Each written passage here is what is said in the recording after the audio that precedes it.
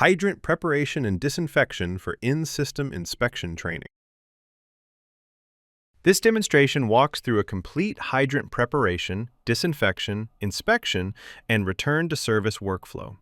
All hydrant operation, valve actuation, disassembly, and reassembly are performed by water personnel. Motmot provides inspection launch, monitoring, and retrieval equipment that temporarily attaches to the hydrant and allows the inspection equipment to access the pressurized network for data collection. Before work begins, the field checklist is reviewed. This confirms fire department notification, discharge requirements, and if hydrant disinfection is required, the approved chlorine concentration and contact time, whether bacteriological sampling will be collected. Attention! Personnel remain clear of pressurized caps and flanges at all times. The hydrant is opened until water flows out of nozzle at quarter to half volume. The hydrant is flushed until the water runs clear to establish baseline condition and remove accumulated mineralization. Splash protection on ground or pipe to extend flow out to pavement can also be put in place.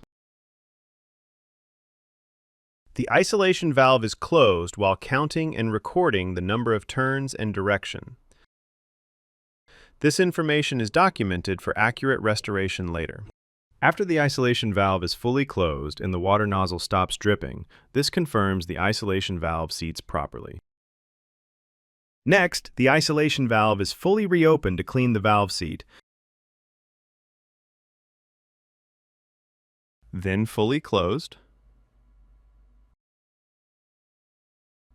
and then opened 1/2 turn to protect the valve packing. The hydrant foot valve is then fully closed after the valve seat is cleaned.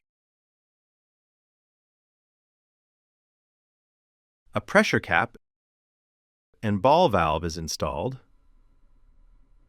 Foot valve is opened. Water fills the barrel.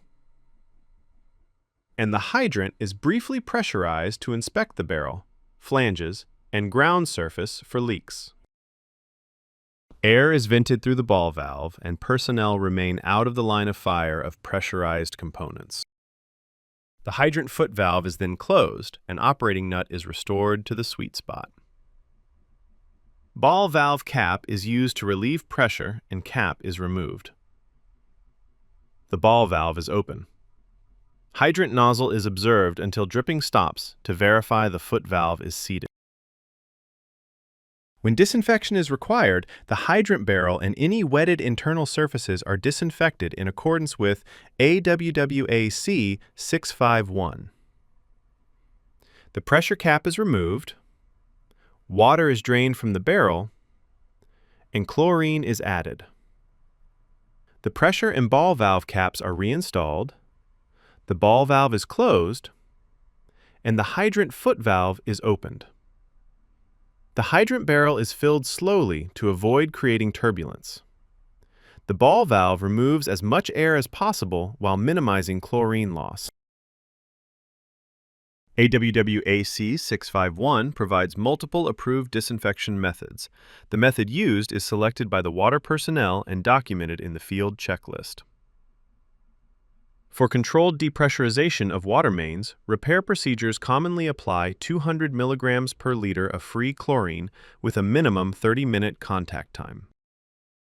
All internal spaces that will be part of the upcoming steps for the inspection are kept fully wetted, under pressure, and free of trapped air during the contact period. If required, free chlorine residual is measured after contact time before flushing begins to confirm adequate disinfection. Low residual after flushing may indicate chlorine demand from internal mineralization. After disinfection, the hydrant is flushed a minimum of 3 times the volume of water from the isolation valve to the hydrant and until the water flows clear. Dechlorination is used if required prior to discharge. For hydrant disassembly, fully close the isolation valve. Then, open the pressure cap to flush water from the barrel until dripping stops. Then, remove the ball valve. Once fully depressurized, the hydrant is disassembled by water personnel. The breakaway coupling location is verified near finished grade. Older hydrants may require replacement gaskets or O-rings during reassembly. If chatter is noticed during testing, this would be a good time for personnel to install shims in operating rod assembly for good maintenance practices. Motmot's tether manager temporarily attaches to the hydrant for inspection operations.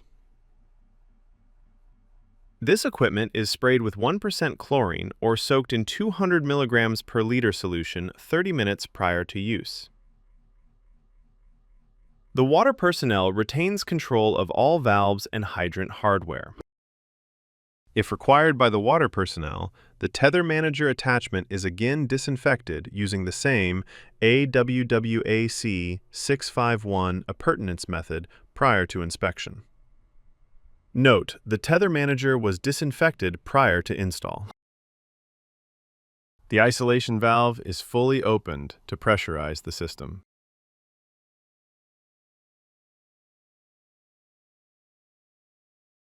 Motmot performs the inspection, while the water personnel maintains control of the hydrant and valve operations.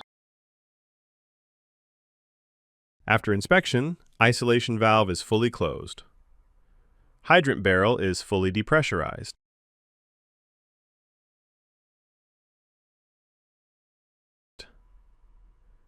And inspection equipment is removed. The hydrant is swabbed/sprayed with 1% chlorine. Then reassembled by water personnel, and a full functional test is repeated to confirm proper operation and absence of leaks.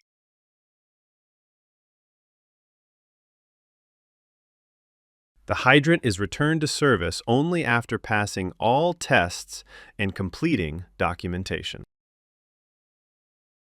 Workflow demonstrated under Municipal Operations Guidance and aligned with AWWAC 651 and industry standards.